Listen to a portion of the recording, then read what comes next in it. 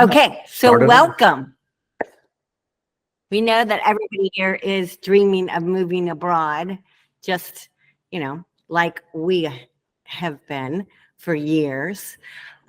We spent 10 years running around, Europe, Mexico, the United States, looking at every single place that we could look at in order to figure out where it is that we might want to actually retire, as well as that, we could afford to retire, and that would give us the quality of life that we wanted. Mm-hmm. And any of you that's followed along, you've probably figured out that I am the queen of spreadsheets. It comes from what I did for a living for a million years. And so that means every single time we looked at something, I built a spreadsheet to go with it, and can literally show you proof of that because I kept the majority of them through the years and fine-tuned them, which is really quite fun. So today what we want to do is talk about, hang on, like I'm having an issue as usual. We know that everyone. Hi. Bom dia. Bom dia. Okay. So we know that everybody is, looking at moving abroad, and you're all at different stages in this process. Today, we're going to start going down the checkoff list that we've put together in order to help people from the very beginning of their process. So a lot of this, many of you are going to be like, oh, we are so past you're going to say, we already know this, but bear with us. So this is good information. So no big deal. Oh, there's my thing. So we are currently finishing up a program that we put together that's going to take people to planning their move abroad from A to Z. And that program will be housed inside of our website. It is designed to be done over a year so that you're not stressing, but can it be done in 6 months? Absolutely.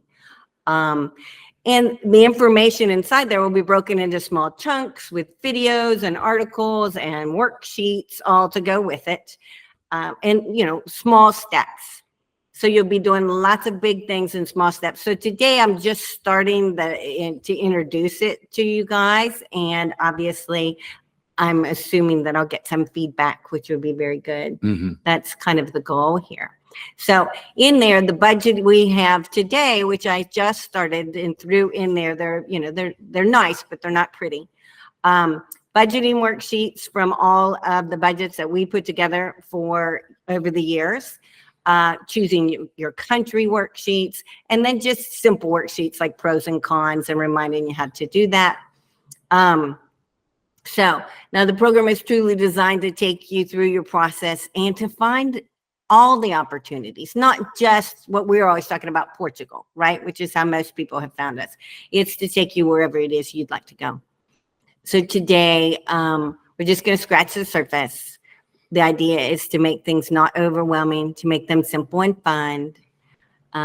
We also want to remind anybody that's watching this that we have the ability to do a one-on-one with you as you're specifically going through your process and have questions that pertain directly to you, so that you're not looking for it in a video or waiting for it on one of these calls, okay? Right. But we will always do them just like we always have. So in there, housekeeping, inside the website, there is currently a planning your overseas adventures checklist, which is what we'll work on today. There is a scouting trip checklist and an article. There is a trusted vendor list, and that's housed. All of these things that we're speaking to right now are housed in both formats, meaning you can find them on Patreon as well as on the website. It's just that sometimes finding these lists or these checkoffs are difficult to do inside of Patreon because it's not designed well for that. We also have the pet planning checklist because bringing your pets are difficult, as well as the videos that go with that. Okay. That video is one of our original videos. However, the beauty of that is simply that nothing's changed. It's all the same thing. It's just not an issue. So additionally, we have added in downloadable worksheets for helping you choose your country, doing your money sheet or your budgeting, as well as your expectation. Okay. And real quick, I will show you what that looks like. And that looks like this. Can you guys see it?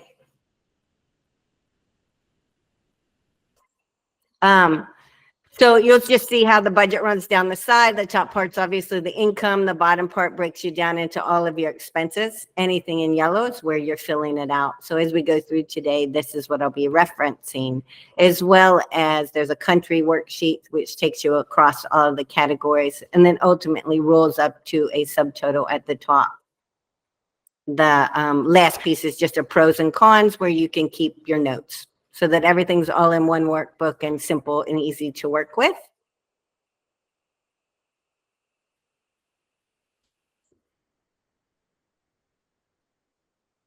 They're housed on the website. If you haven't been in the website, they're all housed here on the website. You can literally go right up here to checklists to get there quickly. There's the practical documents for traveling with your pet.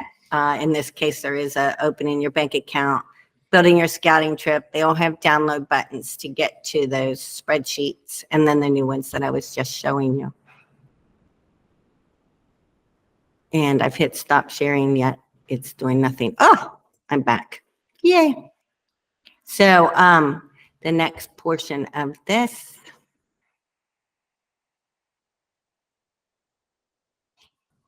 The idea here is simply you're going to take all these spreadsheets. The hardest part and the most fun part, obviously, is to figure out where you want to go, right? And those possibilities are open. In this process, what we're asking people is to think bigger, meaning open up the ideas. Don't just think I have to do this exact one thing. That's my only option, or the world's coming to an end. Take your map, spin your globe, grab your darts, and start throwing. If at any point in your life you wanted to move to Paris, or you wanted to move to Mexico, whatever it is, your thoughts were, they could still be on the list. So while you're going through this process, one of the things that you get to way down in the process is running those tax numbers. And that's when something may fall out, and in your one that was at the top of your list suddenly becomes a non-entity, right? And so if that happens, you've already done all the due diligence and you're not upset, right? You're just able to move right through it without any issues. So the dirt throws and the small chunks. So you're going to take your list of all the places you want to go, and you're going to put those on the spreadsheet under your countries, and you'll see that running down the side of the country sheet. And you're also going to leave like 3 spaces under each. And we'll use those for building your cities within a country or areas that you might be interested in. So cost of living, one of the things that we ask everybody is to keep in mind, you've got to discover your number. And because of that, you need to be honest. The easiest thing to do is to take that budgeting sheet, take your current budget. If you make $500,000 a year, you type that in at the top of the first column, and you put your budget breakdown in there. It'll break it down, and then it'll build that as a percentage to the dollar amount. And then you'll follow that directly up with 3 different levels, essentially a best, a mid, and a oh my, what happens if all the plans that I had for my pension, my investments, the market goes bad, so that you can build these numbers that you'll fit, okay? You'll see on that sheet that you're going to follow that up later with the countries as you go through, and that'll break this down quite nicely. So I'm just trying to help you right out of the gates to build that worst case scenario as well as the best case scenario. So healthcare, it's on the list. You're going to be tracking that as you go. It's number 1 for us. Anybody coming out of the United States understands how important understanding healthcare is, right? If it's not number 1, it should be high on your list. Yeah. Right. You need to make sure that you're covered. You need to know that the cost that you're spending, what you're spending in the United States today. The next part of the question is easier to answer if you're from the United States, we've discovered, because in the United States, we already know that we have a bronze, a silver, a gold, a platinum plan, right? And we know how much our employer is taking out for it or how much we're paying for that.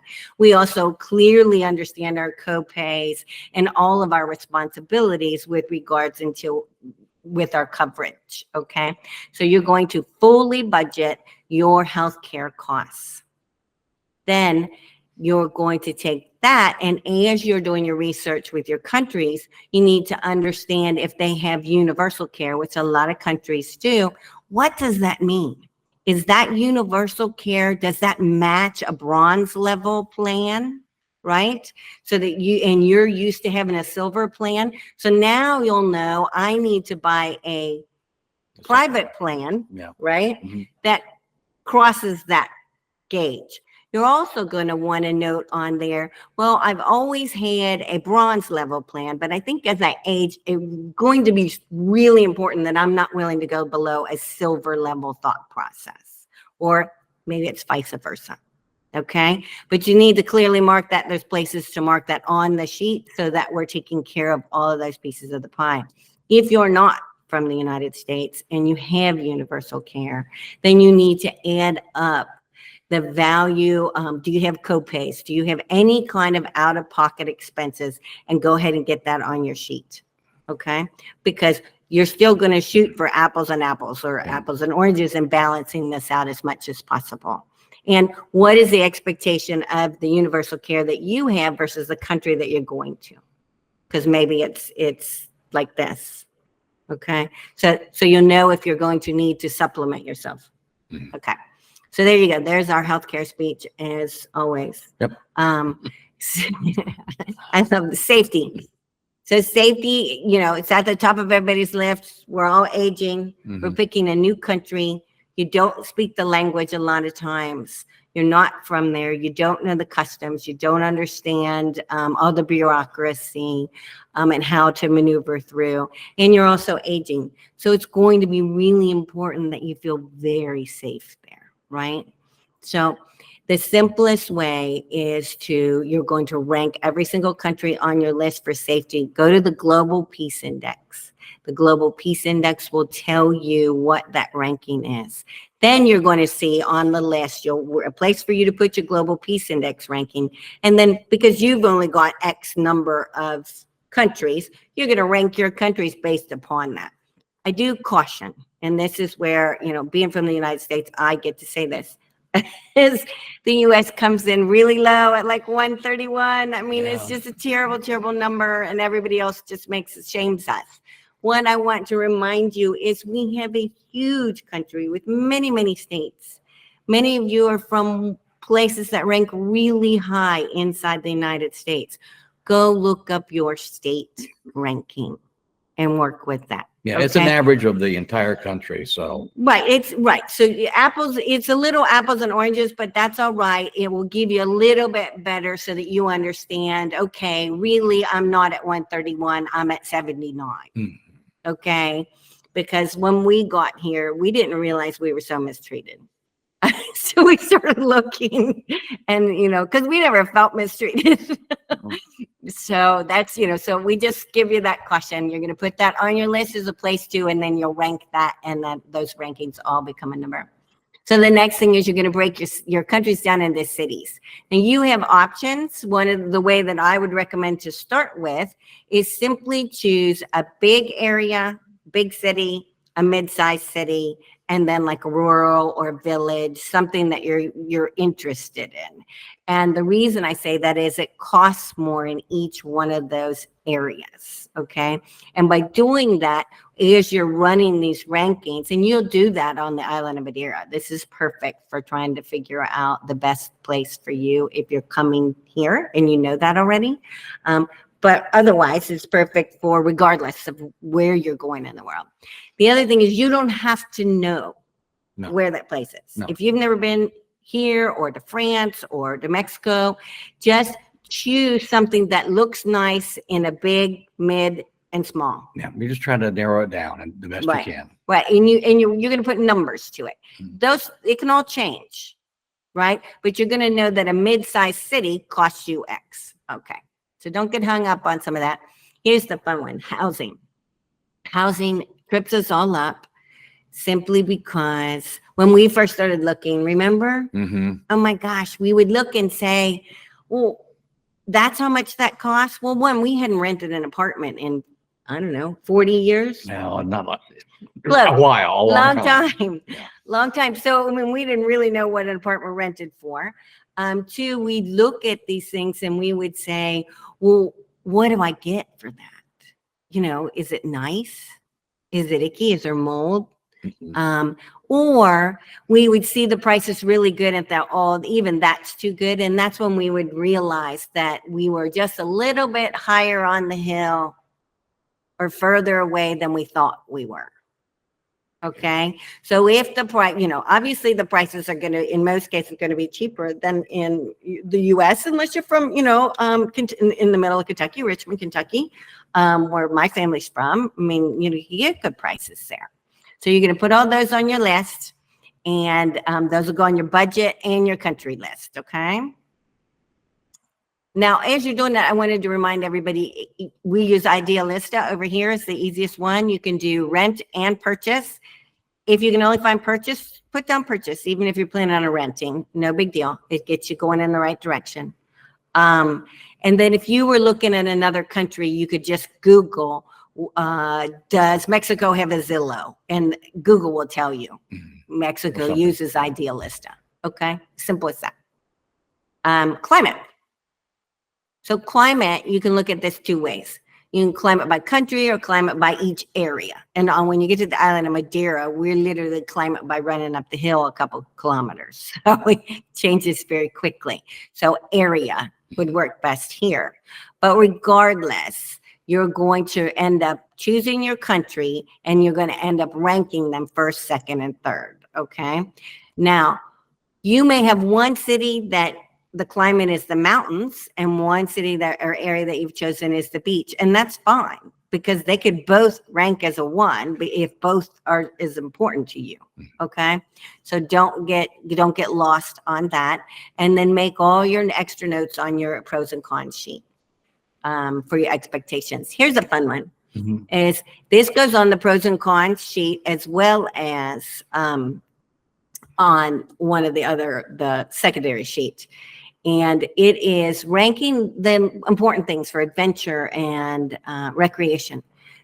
We've put down that you should rank 6, and we've left you categories to rank 6.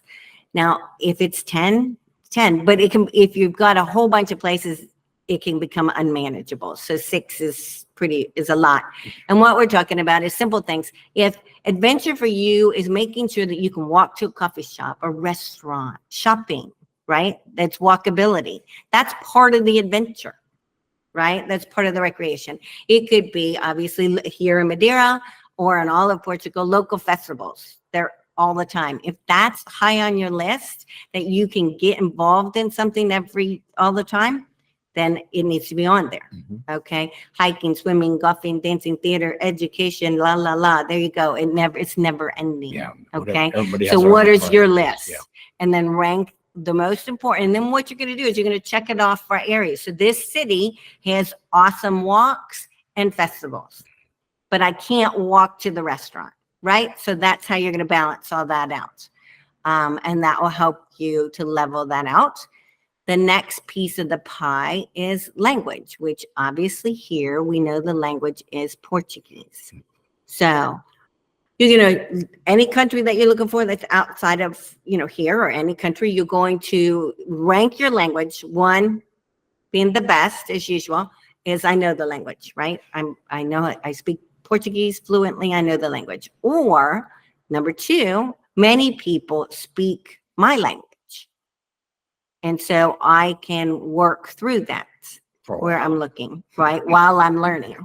So my comfort level isn't going to be terrible, right? And then 3, it's Greek and nobody speaks English. So I'm going to have to figure it out. And I get to learn a new alphabet. How fun is that? And then 4, if it's truly a deal breaker for you, maybe it's Mandarin, and you're just, I'm never going to get there. Okay. So there's your rankings for that. The next part is we want to remind you to always look at the infrastructure. It's on your sheet for you to rank it. We want you to pay attention to transportation, driving. All right. Because to Alan, being able to drive was at the top of the list. Well, it's pretty important. Right. I mean, riding on a train, he's like, please don't make me do that. But everybody has their own thing because they may only want to be able to travel on a train or that kind of thing, or a bus. Obviously, in Madeira, we don't have trains. Also, in infrastructure, you want to look at things if it pertains to you. If you have a limited mobility, if, say you're in a wheelchair or you have to use a walker, is it flat? Are the sidewalks have cutouts so you can cross? Do they have marked areas? Is it flat? Is it hilly? Those are all infrastructure type things. Well, and you have to anticipate the future. Right. Based upon maybe your history or your family history, does that tell you that you need to be more cognizant of what's going on? The next piece is, can you drink the water? There in Portugal, mainly you can drink the water, but evidently if you get far enough out in some of the rural areas, they say people use filtered water. But realistically, we've never seen any of that. But if you were going to South America, you're going to have to answer that question. If that's one of your dart throws, then just check the box so you know where you're at. Lastly, electricity. Does the country have issue with electricity? Are there brownouts or rolling blackouts that you would have to contend with? Are you working online? Are those things, going to be a problem? Simply, I don't know, you have medication that you take that must remain cold at all times, right? That type of thing. So here's the one that we think is really important: friendliness of locals. And I know we truly harp on all the other things, and not just the words friendliness of locals. It is, you are moving someplace essentially for the rest of your life, or at least for a nice big chunk.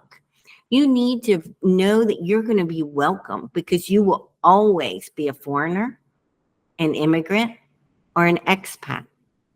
And for any of you from the United States, you have probably figured out what that can mean, right?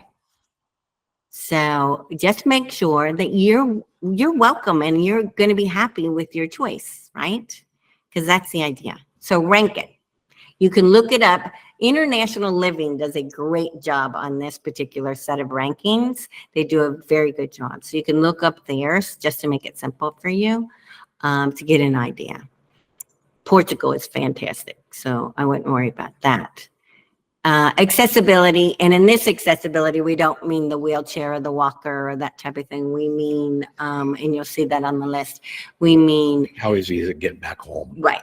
Like, you need to plan to be able to come back home. You also need to plan that travel dollar on the budget sheet. So it's in 2 locations on there. You'll see on the spreadsheets for you to make notes about. But what we really think you should do is pick a number 30 days out. Every single country or city that you're looking at, you're going to look up where's the nearest airport, where do I need to get to, where's home, I need to get back to Chicago. And look at 30 days out, so you're as much apples as possible, apples and apples. But also look at the travel time and make note of the price and the travel time, because you may get a really good price, but with a 36-hour travel time, okay, which wasn't a really good price by the time whatever, it's probably not a good deal. It also isn't going to get you back home fairly quickly if you needed to get back home for a reason. Right, and don't forget the different time zones as well. You're playing that travel. Right. So those things are going to go in your budget. There's a place to note them. Simple as that. It's easy to go. So lastly, on the top of there is a place for you to put your currency exchange. You don't really have to do this, because right now you're running all your numbers in whatever your currency is today, wherever you live. Okay. And because that's how you want to see it. Eventually there's an exchange rate to contend with, but it'll be fine. You can look that up on wise.com. It's there. It changes daily throughout the day. It's a very fast moving, lately it's a very fast moving number, but that's a whole nother subject for another day. So then you're also going to go to numbo.com, and they have where you could do a comparison between cities. So you can compare a city here. It has to be decent size enough, but between cities, things that you're looking at, areas of the country, so that you can get an idea of how much are utilities, how much is restaurants, how much is adventures. How much different is where you're at currently? Yeah. Right. So you're gonna, because you know how much you spend, but you need to, because the next part of the budgeting sheet, you've already budgeted and you've ranked it out. It's automatically done percentages and figured those and said at your high level, your mid level, and your low level, you have this much money to spend on housing based upon how you currently spread your money out. Chris, NUMBEO. .com. Mm-hmm. Then, did you get it? Okay. And then, but it will automatically rank it out. That way, when you're looking up how much is rent in that area for this 2-bedroom apartment that you think you have to have, or this 6-bedroom apartment in the center of the city, you'll quickly say, well, none of my housing budgets actually fit that, right? So you can start level setting yourself quite quickly in this search, okay? Because you're doing it all by percentages. It's very logical. And because, you know, not that you can't move the numbers around, but you already live on numbers. So this is how you live. And so you'll make your changes later. Finally, you're going to fill out all the countries. I put columns for some. Just keep copying and pasting until you get all your cities and countries down your budget sheet, and then you'll just be able to, and then you'll have a ranking on your ranking list. You'll fill in the rest of the boxes for that, and it rolls to the top, and it'll give you an overall rank. The lowest rank is the one that you probably kind of want to go back and do some more research on, because the next step's going to be looking at visas, looking at taxes, looking at what is the process to get here or there. Okay. Then we have, that's all we wanted to go over today. And I hate to say this, but that is the first checkoff box on the spreadsheet, on the checkoff list for moving abroad. It's not the first category. It's the first line of the first category. So hence why I said little bites, little chunks. It's, you know, it's all easy. It's just simply go down the list and check it off. So I do have a couple questions that people already submitted that I want to pop to. And then if you guys have any questions, you can either type it in the chat or unmute yourself, and we'll raise our hands and ask. So this first one is, what is the contingency plan if the spouse who's collecting Social Security dies and the survivor spouse isn't eligible for retirement yet? How would the survivor spouse provide proof of income and required to maintain their temporary residency? So if you're already here, your temporary residency, when it comes up, interestingly enough, here in Portugal, they did not make us re-provide our income statement. Doesn't mean that won't change, and you shouldn't prepare for that. We obviously were prepared for that, and we think you should plan for it. So the answer to the first part is at 60 years old, so if he passed away, I can collect on a spousal benefit between 71 and 99% of his Social Security. Okay, so when we did our budget plans, we did this good, better, best level, the leveling that I gave you. And it also planned for when he passed away, because my spreadsheet goes for like 150 columns, because remember, I like them. And remember when he died, well, I'm showing him my spreadsheet in Chicago, and Alan died because he kept saying, what's going on right here? The numbers change. What's going on right I'm there? not planning on going anywhere anytime soon. And he was like, and I kept saying, oh, the numbers just changed. No big deal. I have to plan for it. And he's like, finally, I'm like, listen, dude, you died. I had to plan for it. You better have a good party. And so that's when you'll decide if you need to have life insurance that you go ahead and pre-buy and cover, and that gets built into your budget. You know, you just need to plan for how does the other spouse live, right? Yeah. You know, and that was the best one. That's a good question. Yeah. So I did not build a he died scenario into the spreadsheet that I gave you guys. So you can put your own in there. Okay. Alice getting nervous. No, I'm not going to kill him. He's worth something now. I have a worth. Finally. It's taken 30 years to get here. So let's see. Oh yeah, I took the spreadsheet down. Their spreadsheets are on. You can get the, I see where Mark's saying he can't see the spreadsheet. Well, it's probably during all of my fun testing on you guys. It's online. Okay. And then I also noticed a glitch in it. So when we get done, I'll go fix the glitch and reload it. So, or you can have it and discover the glitch yourself. So the next one we have is from, I got to look it up. It's my phone. Somebody sent it to me right before I left. From Russ and Julia. Their question was, they have to go to the Pennsylvania consulate. Does anybody else go into the Pennsylvania consulate? Okay. No. Pennsylvania's consulate is the one that's in Newark, New Jersey. And so they don't use VFS, which that's how Chicago was, which was where we went. Interestingly enough, because we were at the tail end of COVID, they let us go to New York, to Washington, D.C. for this portion. We didn't go to VFS, we mailed in, so we had a whole lucky process completely different from the rest of you. But all of our work with regards to the car and getting our moving list, your household list that you have to get approved from the consulate and all of the paperwork, we had to do that in Chicago. Okay. What we found, interestingly enough, is they were fantastic. So I wouldn't get real nervous if you're not able to get your VFS, go through the VFS process, and that's what 99% of everybody else is doing.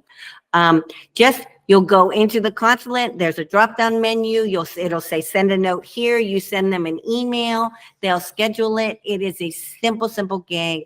They're very nice. So, or at least the people that we worked with were fantastic. And then for anybody, if you're bringing household goods, you're going to be doing this anyway. You will be doing your household goods certifications and certificates are all done through the consulates, not through VFS. Okay. So you're all going to get to do it if you're shipping anything and, other than bringing your suitcases. Okay. Let's see what else. So,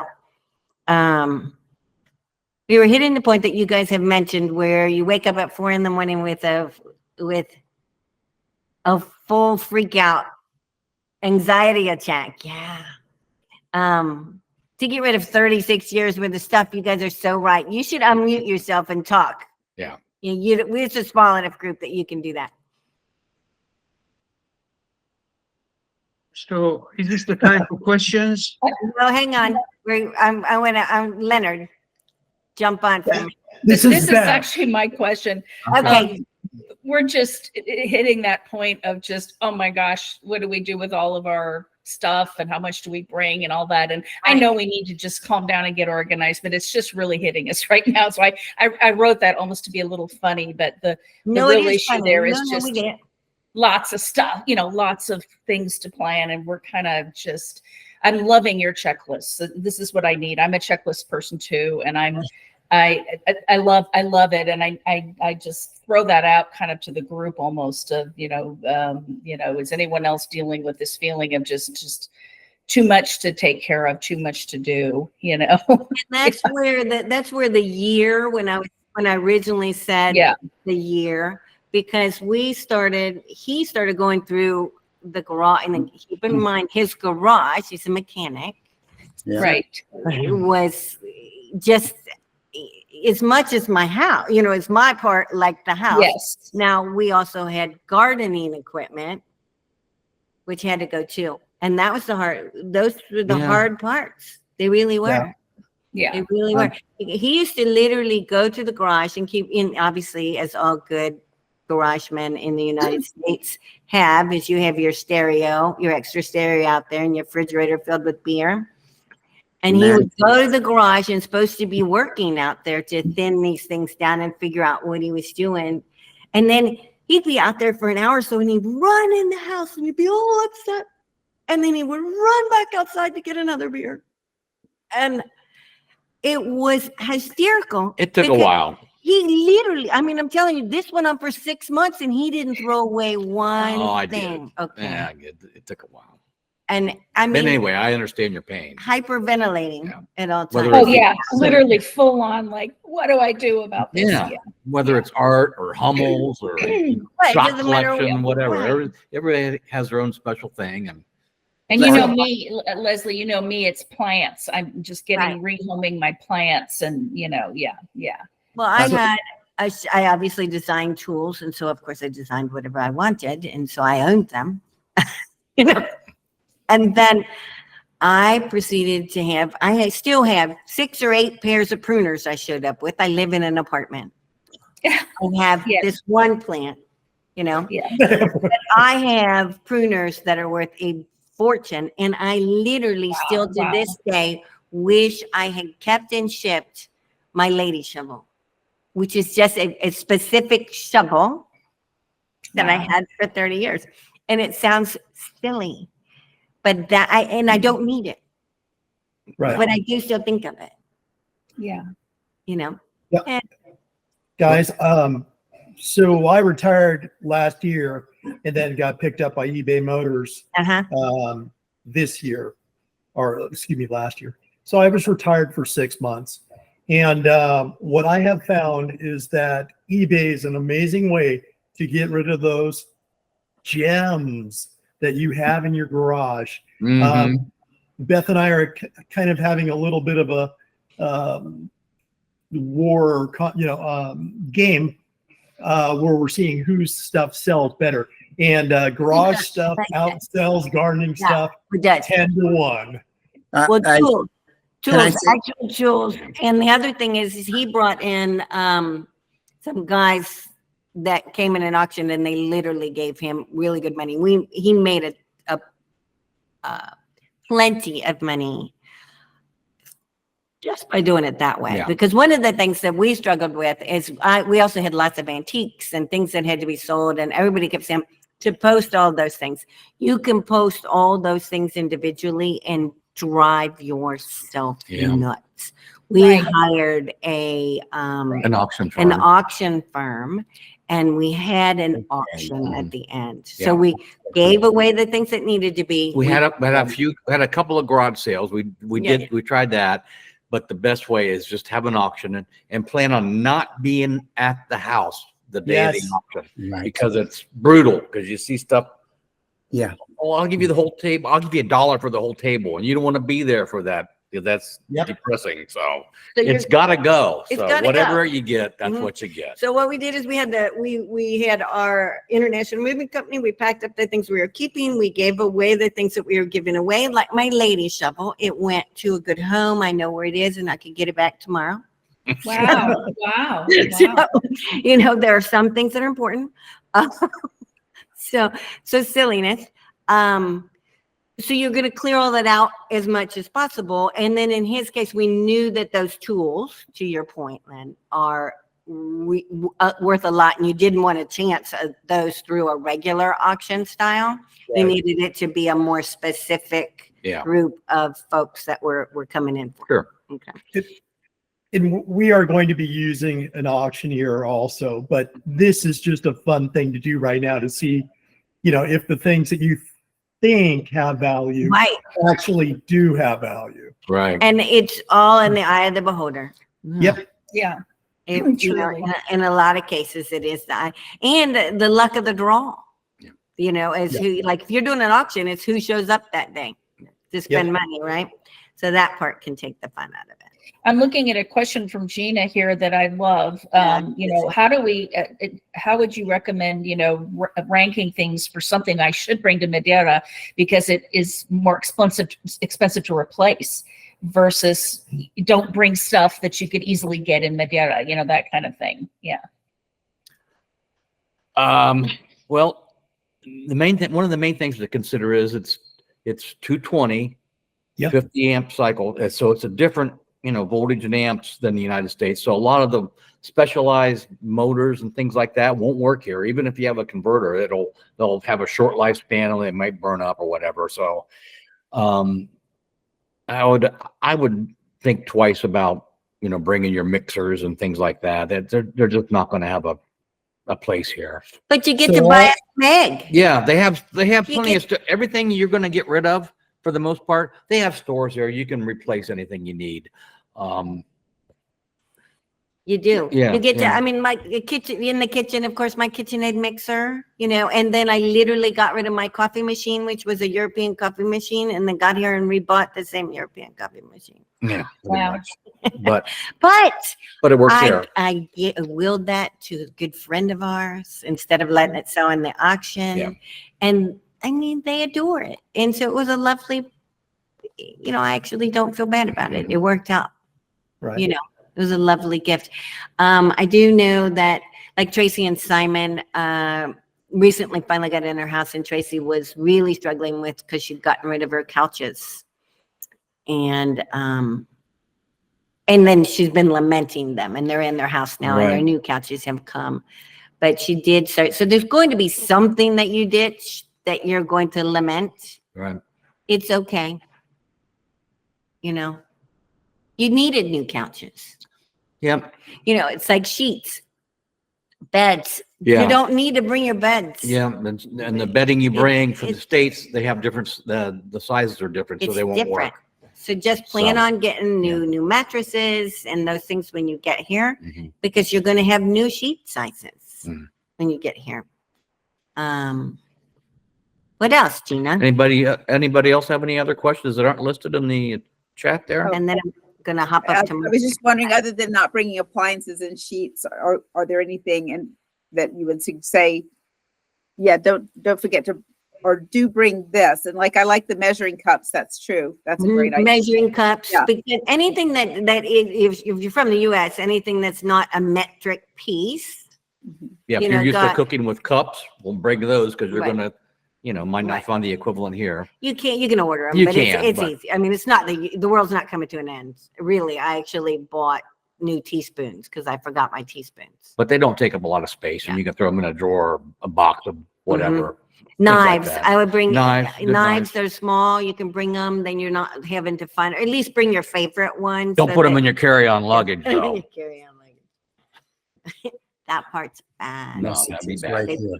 frown upon that. Mm. That's bit. It's on the next one. So let's go. Mark's in here jumping and saying mold issues. So Mark, jump in. You said you had a couple questions. Well, I just wanted to thank you guys, Alan, and I'm sorry, Vicky, is it? Leslie. Leslie. Oh, Leslie, I'm sorry, Leslie and Wolf. Leslie All right. Wolf. Now, so how can I access that spreadsheet of yours? Because I didn't see it. I saw it in the beginning, but then it disappeared.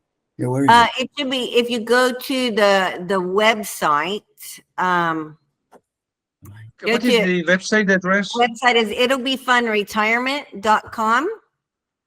And then at the top, across the top, there's a section that says checklist. Just go to checklist, and I added it down at the bottom. Oh, okay. So it's on your website. Yeah, Yes. yeah.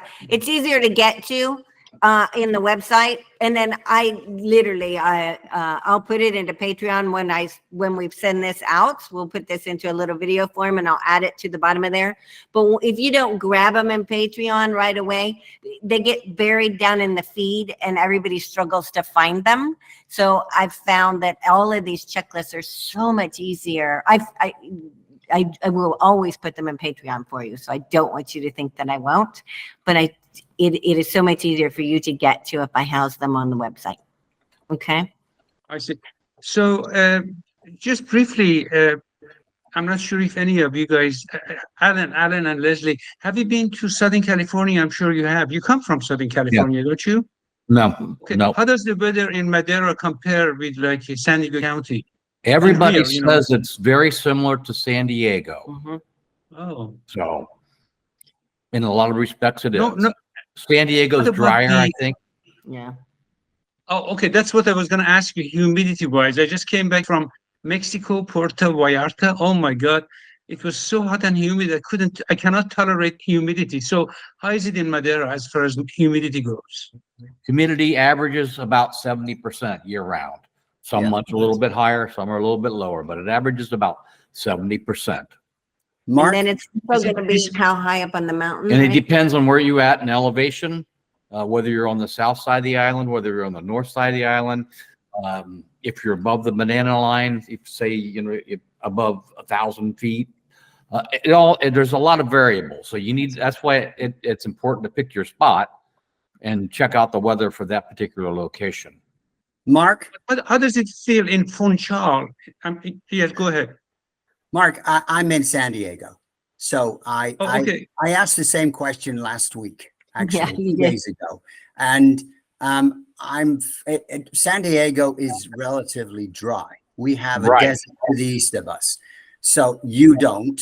And that's been a big contentious thing with us because my wife can't stand a lot of humidity. She can't do it. So we went to Hawaii and it took her breath away when she walked off the plane. Very high humidity. I've got a cousin that lives in Maui and we don't ever visit him because for that reason. And it would be great. But according to our information, Madeira is classified as the Hawaii of the Pacific and Hawaii of the Atlantic. And that's my concern because I don't want to be running air conditioning and I don't really want to be heating my home at all. And we have had some really cool weather, cooler than Madeira the last few weeks, but we do have to consider that there's climate change going on everywhere. Mm-hmm. So it's not the same. I grew up in England and it was absolutely awful. It was the worst climate you could possibly live in. It was northern England. But the fact is, it's in San Diego.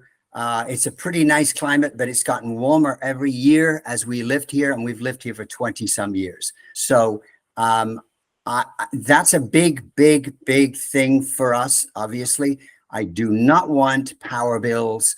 It costs me a fortune to live here.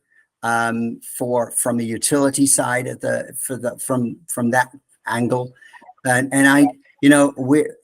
this is it. It's just so expensive to live here. It's a great place, but it's so expensive. And then I want to get away from people. So it's all together. I mean, the people are it's unbelievable here as far as that goes too. So we've got a lot of population coming in and so forth. So it's that if that helps out, Mark, because frankly, I think what I'm thinking of is England. Madeira is much more like England because it's an island and Right. it has, wet sides and so does Hawaii and all of the archipelagos that they're out there. They're all very similar. North side gets more rain and so forth. One question for me, and it may be stupid, Leslie, but what about your peripherals and your computers and all of those kind of things? Do I have a problem with bringing everything? Because I know it's all 220. Your newer computers are designed to work without an issue. You're just going to have to buy new cords. Okay, I see. All right. Okay, that answers that question because I could bring my monitor. For the Apple, we just bought new adapters. You know how if you have an Apple computer, the piece slides out at the end and it's got the power I don't box? have an Apple computer, but I use Apple iPhone and all that kind of stuff. And so my computer, I have a laptop and a monitor and printers and all that stuff. But other than that. Unless your printer is worth $1 million, just buy a new printer when you get here. Yeah. It's not worth keeping this thing, right? Exactly, because that's why printers are. But yeah, so as far as my laptops and that kind of thing, it's okay. We bought all of them, and I just got new cords. Okay, all right, great. Everybody will sell you new cords. It doesn't matter. My Lenovo has a new cord. It was no big deal. So Leslie, I'm sorry to interrupt. I'm on your website now. Where do I go for that spreadsheet? Go up at the top where it says checklists. Checklist. Mhm. Oh, okay. And click on that and scroll to the bottom. All the way down. Uh-huh. Okay. And Is it then, planning your move checklist? yep. So there's the planning your move checklist, and then there's the planning worksheets right next to it. So both of those. Okay, thank you. You're welcome. You're welcome. So let's go back to, what else do we have on here? Who has their hand up? It was Rich, right? Yeah, the one thing I was going to say, just in reply to Peter and Mark, is that we kind of chose our 2 scouting trips when we've been. We went in February, which I figured is the worst month here in the US. And then we went in September, which is, so we kind of chose the worst, the 2, what I would consider the hottest month. Yeah, the 2 extremes. Hottest month, coolest month of the year. And we loved February. The weather was, I mean, yeah, the humidity's high, but when the weather's, 65, 70 degrees, it's perfect. And then September, that last week in September, the first week we were there wasn't bad. Second week was pretty muggy, but it was a short period of time. The condo we stayed in did not have air conditioning. We just opened the windows at night, and it was a little uncomfortable, but it was not horrible. It was totally tolerable. So we didn't need, and I think there were some weeks after that even got worse for a few weeks when I was following the weather. But I think as far as, and in relation to Hawaii, which we've done Hawaii multiple times, and you get off the plane and, the humidity hits you and things like that. And I did not find that either time when we got off in Madeira, that the humidity just is not, it's not the same as Hawaii. It's not the same. We've been to Hawaii and it's not. Yeah, It's- we live in Utah, which is, as dry as it can be. So, Yeah. But we get off the plane. I actually don't. We lived in Mississippi for 3 years, and the humidity there is, Memphis. I was going to say, we were in Memphis for Terrible. 6. That was a Yeah. very long Yeah. time. And So, in the summer in Memphis, if you didn't have your yard work done by 9 a.m., you didn't do it that day. yeah. By humidity standards, it doesn't compare to the South or anything like that. And the only time is when we would walk up that hill from Old Town up into up by the park and on the Avenue de Infante. We get to the top of that. We were pretty wet, that last week of September. But that brings up my other point on your checklist. Things that I've been thinking about also are just this climate change thing. Like if you read about, there was an article in the Portugal news about how Andalusia is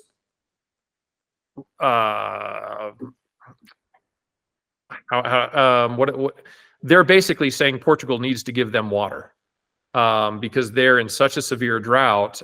Like Magala and places like that, they have like 15% of their water capacity currently. Right. And if this drought goes on, then it's so. I mean, I've looked. I looked at Andalusia. I've looked at the Algarve, and all these places are in a world of hurt in the next couple of years if this drought does not resolve itself. And so that's been one of my checklist. Right. Kelly is very good at checklists. I have lots of mental checklists.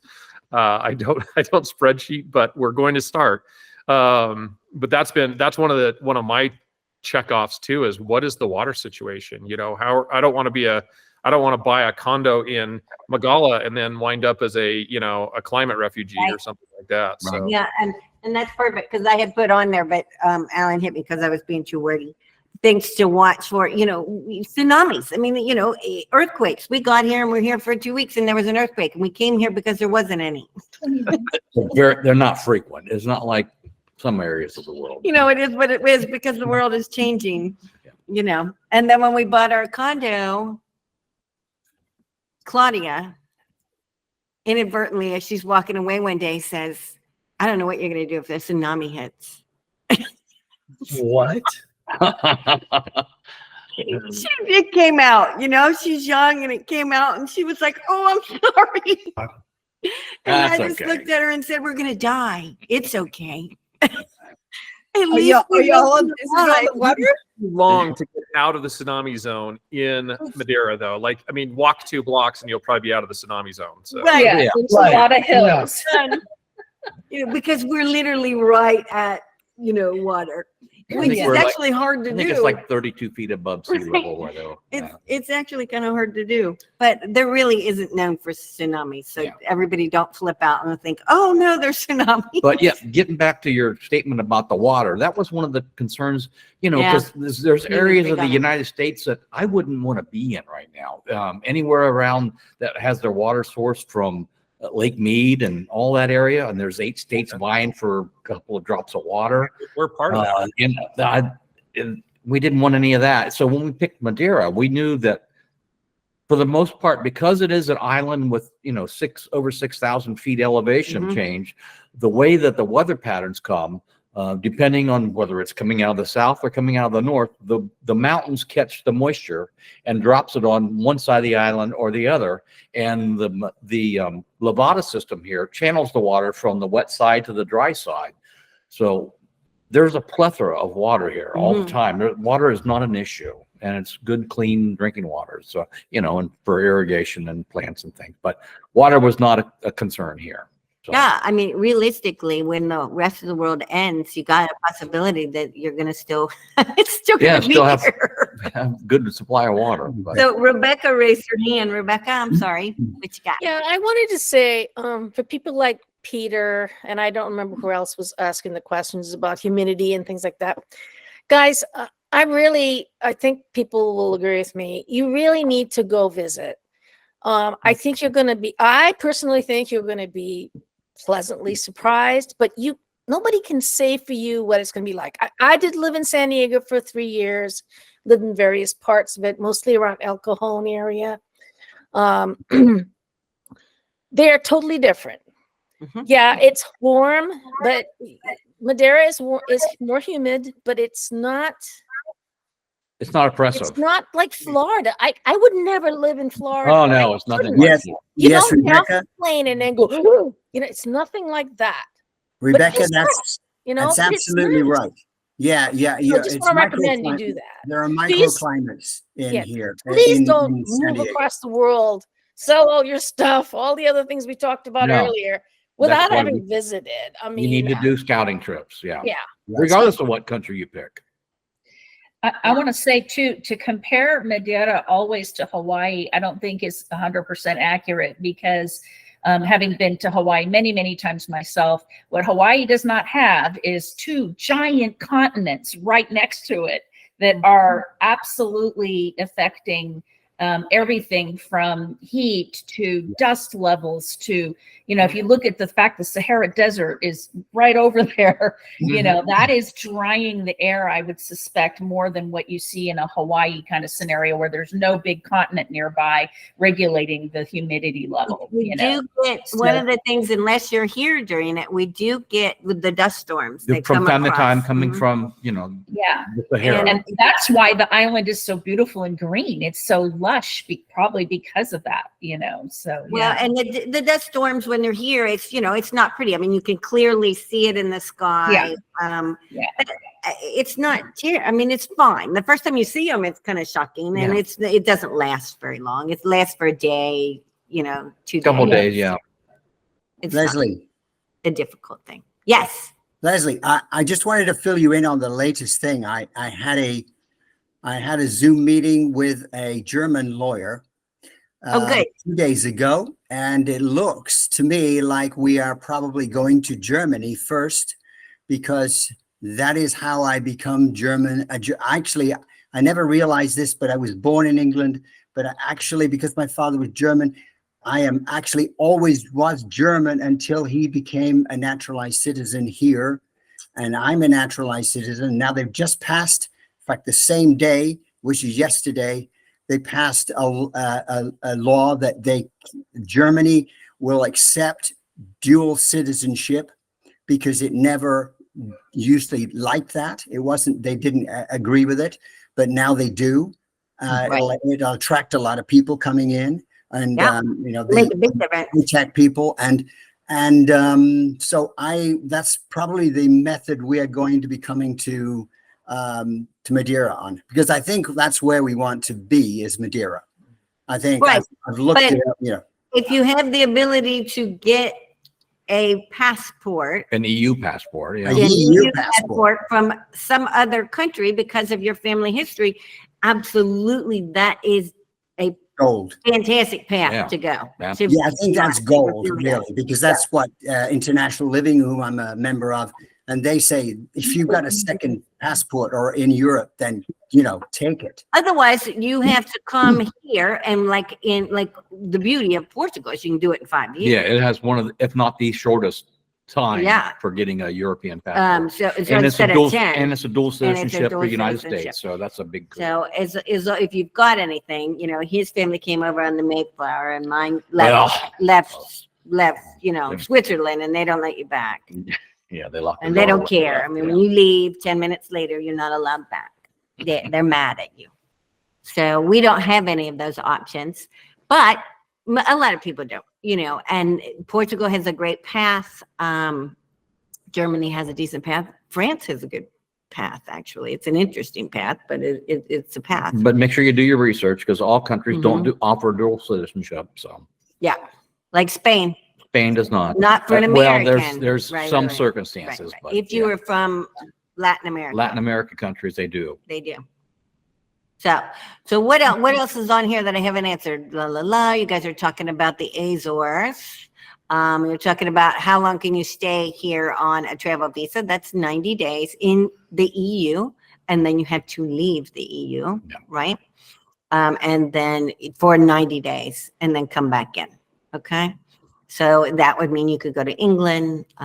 You could go back to the United States, any place else in the world outside of the Schengen Outside zone. the, yeah, Right, Central exactly. Zone. Julia. Thanks, Russ. But, Oh, yeah, thanks, Russ. I'm on Julia's group here. Julia, you've changed. You've I changed. know. Really? So, Leslie, I texted you this earlier today, but maybe you were away. We're getting ready to Oh, start. I answered it. You weren't here. I know. I'm gonna make you watch the video. Huh? No, I'll- I'm kidding. I'll go back and I'll go back and look. No, But I- those don't worry about it. I really, because you have shipping containers and things like that you guys are bringing, and he's asking about because he's the one that's going to have to go to Newark for his, and not going to be able to use the VFS Global. Right. You're going to have to work with them anyway to get all of your proper shipping documents. We had to work with the Chicago one for ours.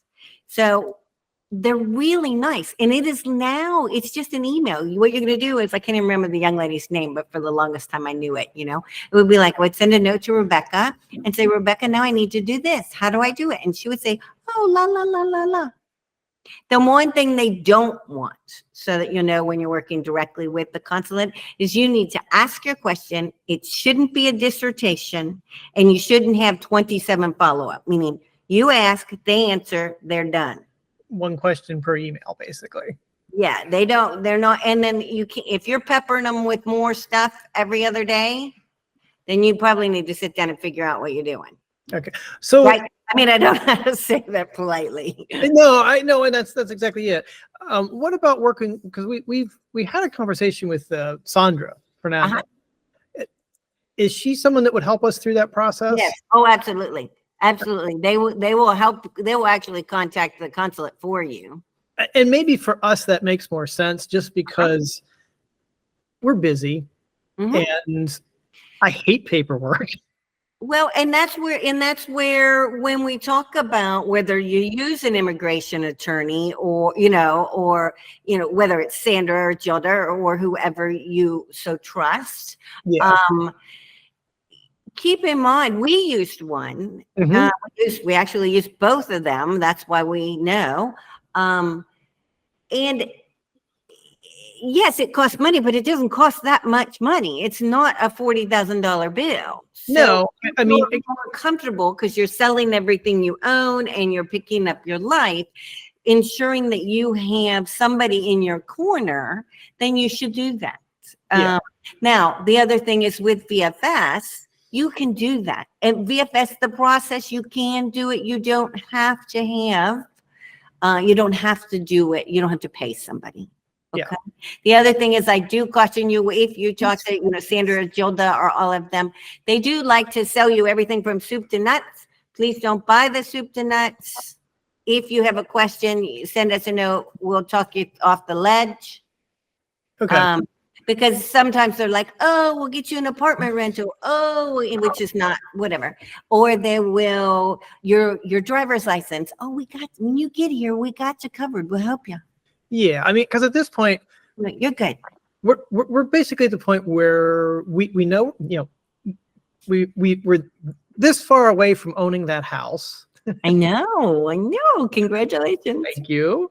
And so we know when we're coming over. And so we just need to like make sure that we get our visas to happen in time for when we're trying to get over, which is like, May, June timeframe. Which means you need to be on it right now, or you need to be contacting the consulate to get you an appointment from the consulate. Here's my recommendation to you. Send them an email. Send the consulate an email, and go in and you'll go into the consulate site, look at the drop-down menu, and it'll tell you exactly who to send your email to. Send your email to them. Okay. It'll even tell you what they want you to tell them when you send it. Okay. So do that. And then if that goes well, you'll know if your comfort level's there. Okay. Right. Okay. And they'll respond within a couple of days. It's not a 20-minute American response. Sure. Okay. I'm just giving you that fair warning. And then you'll very quickly know. And don't be afraid to send us a note. I will probably do that. Yeah. Okay. Yeah. I mean, Thank you. yeah, we don't have a problem with that. Okay. So somebody else has their hand up. Oh, it was Len. Oh, I just wanted to say we've just recently used Sandra and her group because we were trying to get a bunch of paperwork done kind of before the year turn, and they were on it. They got everything done for us. And there are fees. It is not free by any means, but we didn't find it to be, too exorbitant. We do need to your point, Leslie, about don't do this, let them kind of sell you every service that's out there. We do want to have kind of a little bit of a boundary conversation with them about if there's something we could be doing, we can do it. You don't have to do everything for us, Well, the other thing is to have that boundary conversation with us, and we'll tell you, we can. Yeah. We'll help you. You guys do not be afraid to ask us, because we'll tell you, listen, we can hook you up with so-and-so, and they're gonna take care of it the same, or in some cases, it even works out better for you. And it just, a lot of times it just doesn't cost you anything. Right. Okay. Rebecca. Yeah, hi, thanks. I have a question. So, we're not really planning to bring very much with us except for spoons and measuring cups or something. But what if we change our mind? It's a year after I'm trying to figure out when would be the last minute where we could receive something in Portugal or send something to Portugal without paying the import stuff. For your import duty, your taxes. You have 1 year. So this is the fun part, guys. You have from the time you get your temporary residency, right? So as a reminder, when you apply with VFS, what you're applying for is a visa. Okay. If it's a D7 visa, essentially it gives you 1 additional month, because you can always come for 3. So you'll have 4 months. During that time, when they give you that visa, they'll also give you your appointment with SEF or AIM, whoever The new numbers are. Interestingly enough, here in Madeira, you actually still meet with SEF. So roll with that thought process. But don't worry about it. You'll meet with someone. And you'll do that probably towards the end of that 4 months, if not into the 5-month time frame. Okay. Once you get your card, now you've got 12 months. So you do not want that shipping container to leave the United States before you have that SEF appointment. before you Okay. get your residency. It can't arrive before you get your residency. Or they'll Or send you're it gonna back. pay. No, they're not sending it back. You're gonna pay the tax on it, Oh, okay. the import tax. Okay. Okay, so it comes afterwards, and the clock starts ticking on your 12 months afterwards. You also have a whole bunch of paperwork that you have to get from your consulate in the United States, and you should get that before that container leaves. If you look on our vendor list, between Adam, okay, they will make sure that you clearly understand this, and they will take you through this process.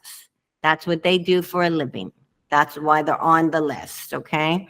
There's a ton of people. We went through a lot, and interestingly enough, trying to find somebody that really seemed to be able to do it. And we happened to be somebody right down the road for us because we were in Chicago. But it doesn't matter because they do it from all over the country. So if you're in San Diego, you still call them, they'll take Yeah, care of they're it. This is international what they do. movers, It's an so, yeah. international moving company. And then they set everything up for you. They will not, Antonio, the guy on the Portuguese side, because all the paperwork switches to Portugal when the container lands here. He meets it at port, he checks it all in, he keeps it safe. He is there when they cut the ban. It band, actually you know, clears, on the container, it clears, he'll be it there clears for clearing customs. in Lisbon, Yeah. and then it's already passed, and then it's shipped to you. Yep, Madeira. he'll clear customs, he'll take care of everything, he'll make sure your stuff doesn't get stolen. So the 12 months though, is that the date it ships from the US, or is that the date you receive it? Because when I moved to Italy, it took When 9 it months for my clears stuff. custom, Hmm? when it clears custom, if it gets to customs in Lisbon, Okay. So if the Before. shipment gets lost, because you hear people's stuff, instead of going to Portugal, it goes to Spain or it's wandering around the planet. I mean, nobody looks to see when you sent it and it just took 15 months because for whatever reason. And I'm getting at is like, never mind. I think I you're do know what you're getting at, but you're digging up problems. Yeah. okay. Right? I mean, you know, yes, it can happen. And if that happens, you're going to have to, you're going to be standing in 14 offices Explaining your case. with explaining your case to get it through and And- approved. And I Okay. imagine it What can you do takes typically 3 to 5 to 6 months for stuff to go from the US to customs in Portugal. We shipped, and then what I was going to say is a reminder about Antonio. Antonio is not going to let it leave the United States until he has all the correct paperwork. Mm. Does that make sense? Part of his job is to protect you from yourself. Because I kept wanting to, well, I'll ship it and it'll get here right when my temporary residency comes. And he's like, no. He Yeah, will I'm not actually let on it leave the US. I'm on the other side from you. I'm thinking more like, well, we really don't want to take a lot of stuff. But let's say we've been living there for 3-4 months and we go, you know what? Maybe we really want to send some stuff. I'm trying to figure out how much time we actually have Yep. left. It took our 7 months. It took Okay. Tracy and Simon's like 4 or 5 months. Okay, great. So Thanks. don't leave it till late, Okay, great. Thank you. right? In that respect, you know, you don't want to go too late on that one. Okay. Did you encounter a lot of storage fees on the American side or the Portuguese side? We did have some fees. Yes.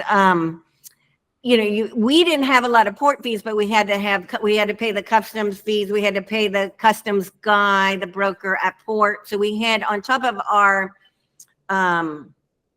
fees to ship everything here, one, we built in some storage when we worked with Adam.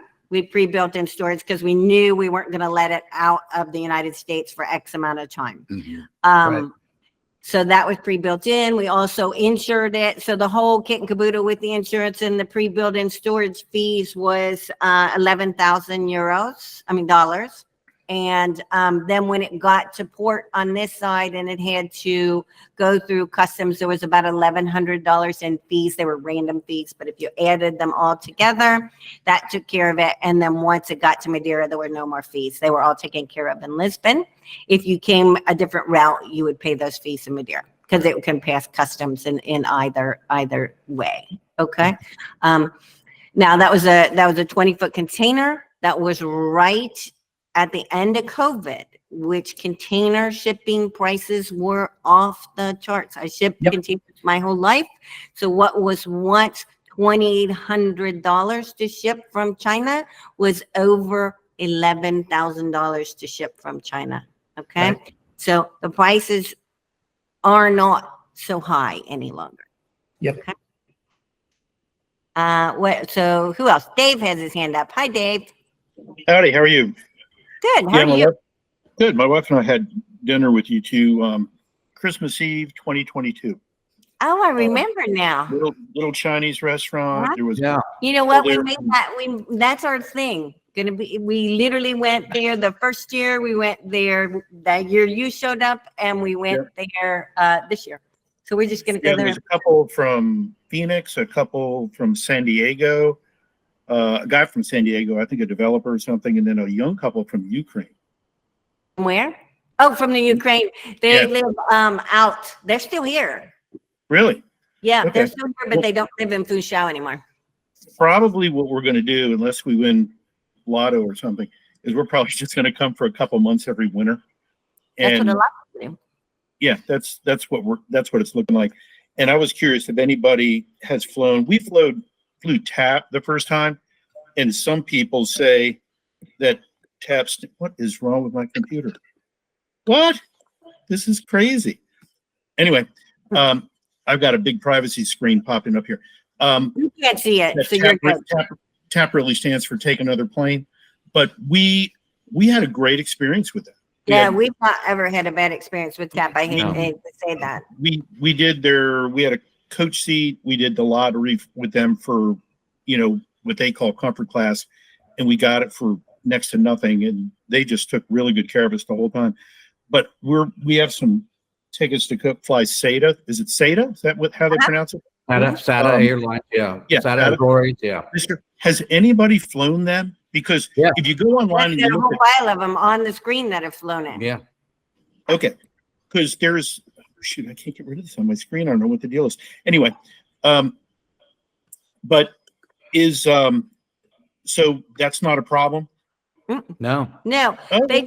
they don't like if you do their highest grade seat, it's not a traditional international flight first class. No, Meaning it's it's not not a- a it's Lincoln, not a it's not large a class pod, seat. it's an old fashioned kind of first class. Yeah. Like a domestic flight in the United States. Yep. The only thing that is if if you're not from New York, being from New York is perfect. But if you're flying to there, you're going to have to move your luggage because you cannot check straight through. So if you're coming out of Chicago, you're going to have to pick up your luggage and then move it over. Well, we're taking a nonstop from JFK right to Funchal. Right. So Yeah. you're coming out of New York, so no big deal. So Okay. your luggage is going on, and then you'll be right here. And But a is lot of anybody? people will take them anyway. They'll come out of South Carolina, fly up to New York, pick up the flight in JFK, and then over to here. Yeah, is there anybody here that's brought a? We have small pets in the cabin.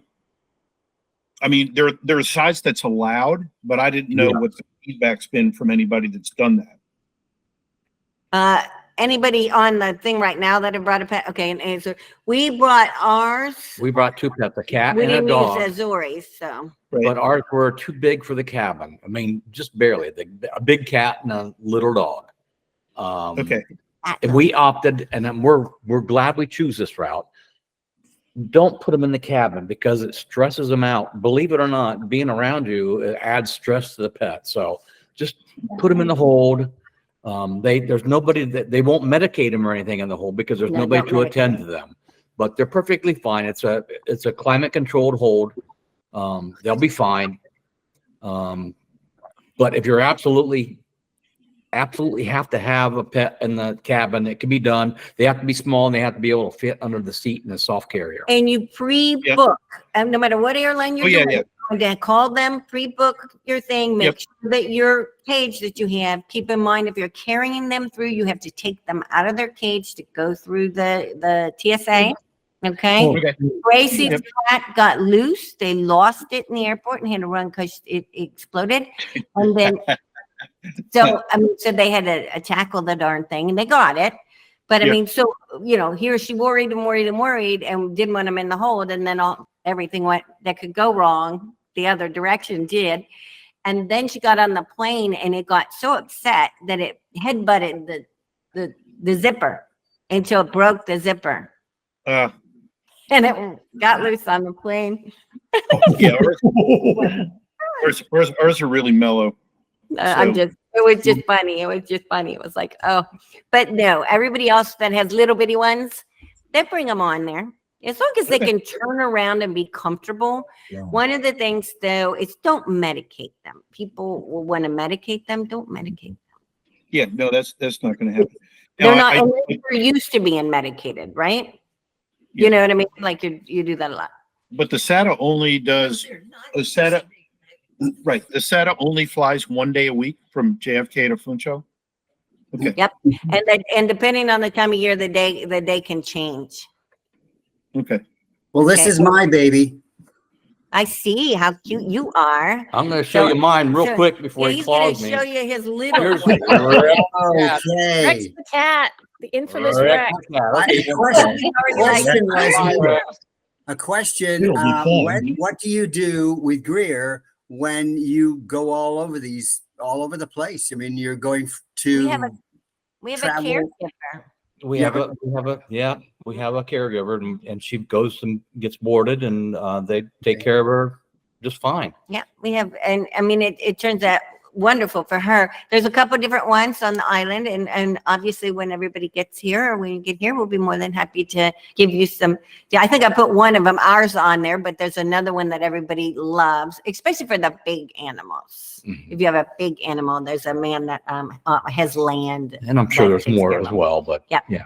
There's, it just depends on what your needs are for your animal, right? Comparable to the US or much cheaper? That's, I guess, the question. Some of the Well- boarding here is as much as a hotel room sometimes, you know. Well, right, and here, boarding is traditional to, what's it, $11 a day? No, I think it's 15 euros 15 a euros day a day. for boarding one Yeah. dog. I mean, that's not one of the things that we would ever tell you is cost effective. Dina, I see you have your hand up, hon.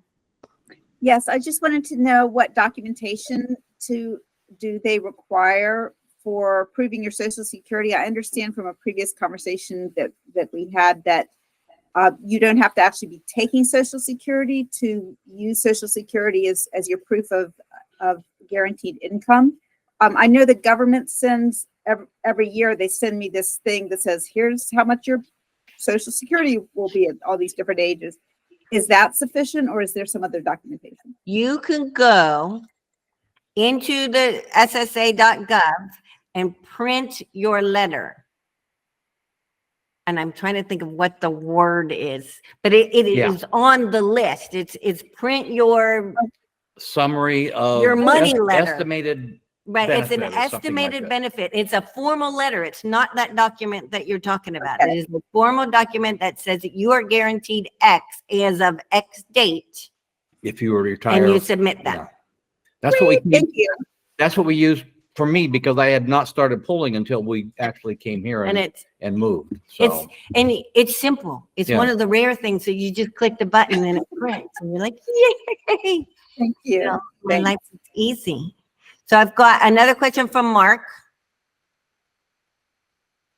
Or I think I do. Mark, do I have a Okay, question from you? yes, regarding the money exchange, since the income would be coming from US, is that a big burden exchanging, especially the European, the euro is stronger than dollar right now. So one thing is sending the money. I found like a company called Wise seems to be the least expensive. And then the other thing is the exchange. Now, if you have your social security sent directly to Portugal, which I understand is possible, would It that is. save on the transfer? Do you have any experience regarding that? So if it's two things, on the vendor list, we have Wise, we have a link for Wise. And that actually is one of the links that's an affiliate link for us. So if you do sign up with an account for them, we would appreciate if you use our link because we'll get $1.50 and we'll take it. Okay. we have to get paid somehow. So that works. And then the other one that we use for big money, Wise, when I say little money, anything under $5,000, let's say. Otherwise, when you start getting into paperwork with Wise, it is all online and it is not fun because there's no one to help you. But for a quick hit, I just need to send a couple $1,000s from my account over and the rates are excellent right now. Then I'm going to grab it and move that money, right? Otherwise, I use Spartan FX out of London. You can open up an account with them for free. You don't have to fund anything. It's perfect for when you're purchasing a home. Did you use them, Russ? Wrong button. Yeah, we did. And I mean, they still charge, it's not a flat fee, it's still a percentage, but it is a small percentage. Right. Especially compared to like doing a wire transfer from like your home bank. Oh my God. Don't ever do that. Oh, we were in a hurry and actually did that for the down payment. Oh, Yeah, that was a lot. that's painful. I'm Yeah, sorry. I'm That's so okay. I'm sure somebody's enjoying their brand new 72-inch widescreen OLED TV they bought with that. all four of them. Right. So, Right. but But does that keep in mind, sorry. on Spartan, you can open up that account right now, guys. I mean, and not use it for a year or 2 years. Just open it up, because you talk to people. It's actual real live people. It's an amazing thing. It's really weird. Nice They people. have this thing and it's called a phone They will call you. and they talk on it. They do. I ended up working with this gentleman named Steven there, and he was extremely helpful. And he even negotiated a better rate than he thought he could get for me, because he's like, oh, wait a minute, that doesn't sound like, let me contact this other. Right. And it worked very well. You Can can I run say your something? Social Security through them as well. Can I say something? So, Uh-huh. we had to send a bunch of money for an apartment we rented, and we used Wise because we hadn't finished setting up the Spartan account. And I have to be honest with you, I was real nervous because I knew the money went, but I kept saying, I don't know this landlady. She could just say that she didn't get the money, and I wouldn't have anybody to talk to at Wise, really. I think I would have been much happier with Spartan. That's what we're going to do from now on for anything that's big like that, especially dealing with someone you don't know. So I really recommend. And I use Wise all the time to send to my own account. But right, but to your point, I'll do $5 and $10 movements. Even if it's Wise that I use all the time, if it's somebody new that I'm working with, that's a new movement, and I want to make sure I've got the correct IBAN. And what I love about Spartan is they're going to, you could tell them, okay, next week I'm going to do X and I'm sending you stuff. So you send it in US dollars. They'll exchange it when they're ready. They'll call you if they see a good rate. Just whatever. And they stick it every step of the way, all the way through. And literally, they can do $200. You don't have to use Wise if you don't want to. It's just that it is nice to have both set up, because then that way, if you so choose.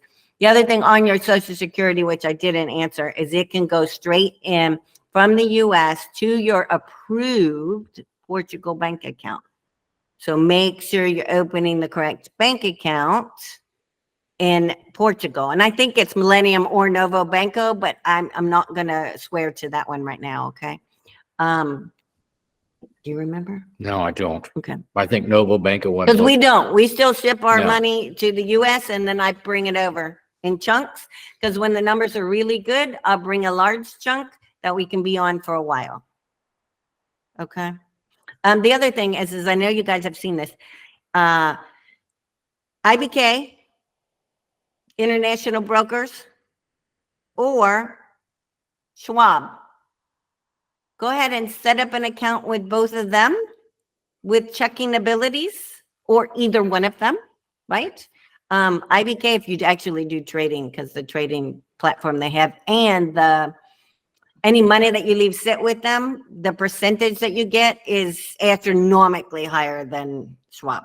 However, if you're trying to move out of any other accounts in the United States, it is a nightmare. It's paperwork after paperwork. And that includes Ameritrade, which is owned by Schwab.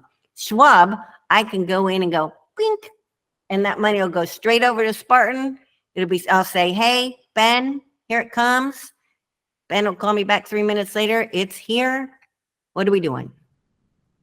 Leslie, I use both my Bank America and I started with using a M&T account that had a small amount of money because I was worried it would get hacked. So at first I was just using that. I had no problem just using Wise. I just moved it into my Nova Banco. Easy. Is there something I'm missing? I'm talking about sometimes when you're pulling out big money. Big one. Okay. Once you get over $10,000, there's a lot of paperwork involved that has to be approved.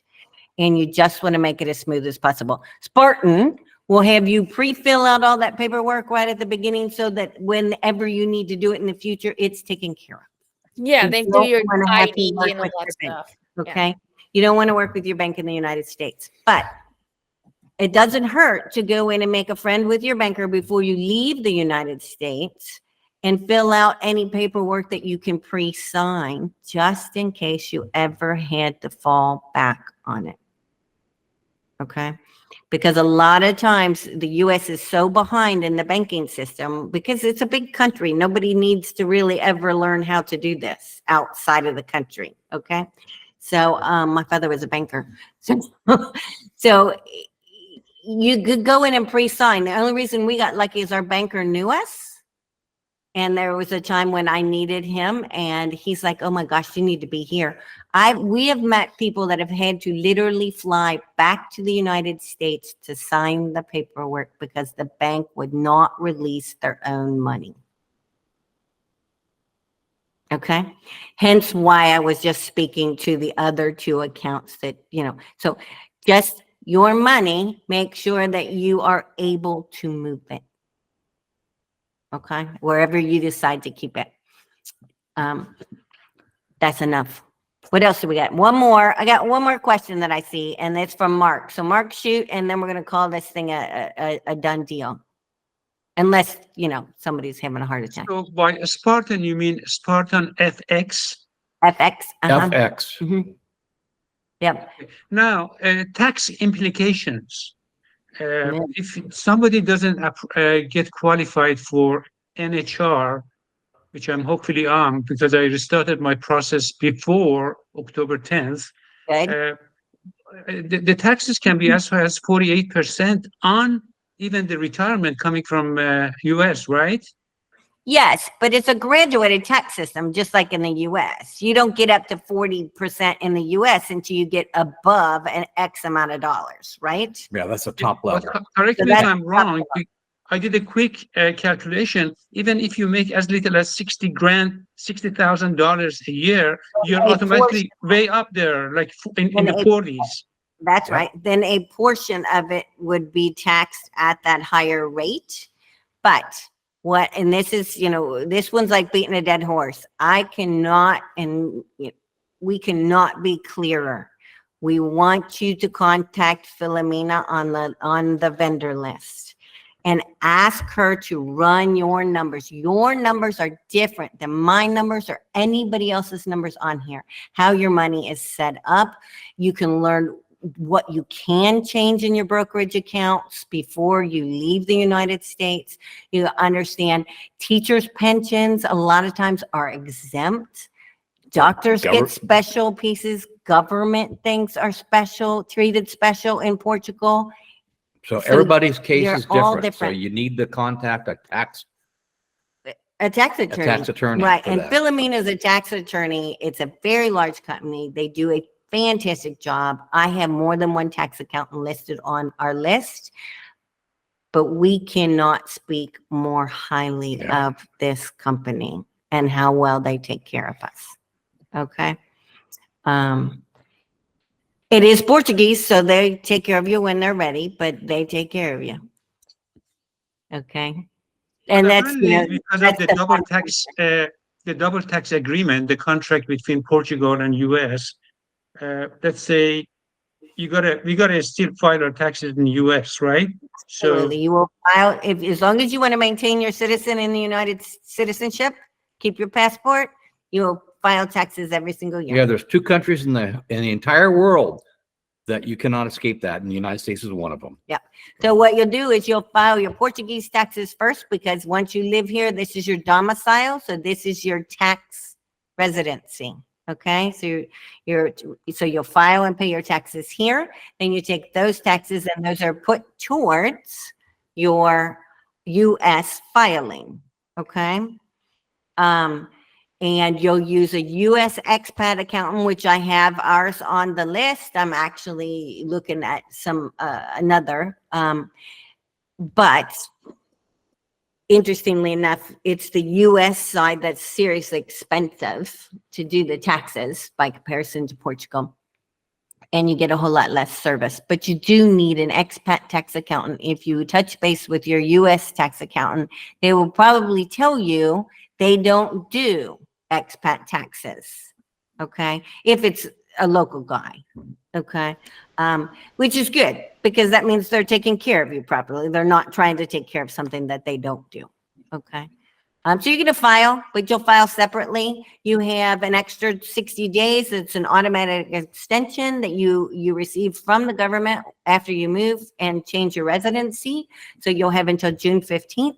Here in Portugal, taxes are not due until the end of June. So you're not going to get your information until July. So you'll have your US expat accountant file an extension for you until October 15th, which is the last filing date that you can get in the US. Okay? Simple. Simple. Clear as mud. Yeah, simple but costly. Yeah, it's about just to go through the process on the US side, because you got to do FBARs and things like that, you know, so there's a few different things, and then you pay for the extensions on. It's about $700 to run a basic tax. Over here, it's less than half of that to run your Portuguese side. Yeah, what I meant by costly, I meant the whole taxation, because you have to pay your taxes in US, and now you have to pay extra taxes in Portugal, especially if you're not qualified, approved under the NHR, it goes up, right? Well, this is why you need to talk to Philomena, because you really aren't paying your taxes in the US. You're going to pay your taxes in Portugal first. Mhm. And then when you're over and above what you qualify for in the US, which you qualify for about 120, that depending on which tax exemption, because you have tax deductions that you can qualify for. So you apply for your tax deduction. Okay, just like you always, everything you get, it's a deduction in the US. They actually don't do it that way in Portugal. So that's a learning lesson. But you'll apply for your deductions, and if you qualify, then there's a couple different ones that will give you a tax break. But then once you get over a certain number, you do have to start paying taxes to the US government. Okay. But this is where making and having that discussion versus for you specifically is really important. Because simply Chris, I don't think Chris is on here anymore. Oh, he's muted. Chris had his run, and it came to where he thought it was going to be astronomical. Didn't you say it was about 15%, Chris? I'm actually calculating an average. I'm still waiting for numbers from. Oh, I know. Okay. Right. So once I have that, I'll be able to give you a little more detail. Yeah, ours is well below that. But we have Okay. NHR. Right. I mean, but that's because Philomena's like, oh no, she's all these things that you think count. She's like, doesn't count. And she throws it off the table. You know, she's like, So no. under NHR, Leslie, under NHR, since you're approved, do you pay 10% flat or do you pay 0? New, what's new? Since you're already covered by NHR, do you pay 10% flat on your retirement in Portugal as far as taxes go? Technically, you pay 10% flat on your pension, but any income is at a 20% flat. You mean income in Portugal? Right. Thank you for the clarification. Can I just say one quick thing to Mark and anybody else who's thinking about NHR? If you believe you're qualified, and we're hoping we are, but I did read in the paper today, the Portugal News, that apparently, don't be surprised if this happens to you.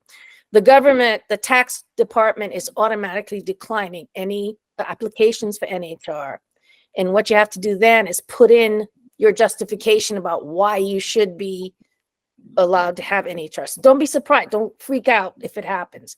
And it sort of makes sense because how they know, you know, if you qualify or not, and you really need to make your case. Don't get upset if this And happens. you know what? That's a really good point. And this is where Russ, going back to using Sandra, because she's going to set that up for you, and you will have to pay for that. Where in the past you wouldn't have needed to, because that's where having Sandra or Gilda or somebody take care of this NHR piece that you may or may not qualify for, you know, to make sure you qualify for it. The Schwab account is literally a Schwab checking account. No, what's the other one that you mentioned? Oh, IBK, International Brokers. International broker. Okay. IBKR, type in IBKR. Yeah. Okay. That's just the one I like for the trading platform portion of it too, and they have a better interest rate. Okay. Okay, we're going to jump off because it's 8:46 and I haven't made dinner yet. Oh, hi, ma'am. I'm sorry I missed you. Nice to see you. Likewise. Did you have your Velveeta yet? We did. Guess what that's what we had yesterday. Excellent. Excellent. You know, and it was who at Christmas, I got to tell the story now. See, we were leaving and I'm going to tell the story. At Christmas, we took it to the Christmas party. I have a mac and cheese recipe that I do that was my grandmother's. And everybody's always like, it doesn't even sound good. And, you know, I mean, how nasty is this, right? And you go and it's hysterical. I mean, to a man, people are like, oh my God, it's awesome. I told you. Excellent. We ate the whole thing yesterday. Oh, yeah. We made Awesome. That's great. Yeah. Did you take a picture of it? No, we're too busy eating it. I'll never know. But anyway, it was wonderful talking. We'll do In the small time. little chunks of this. Okay. The recording will be posted somewhere on your Patreon. Okay. Give me a couple of days because, you know,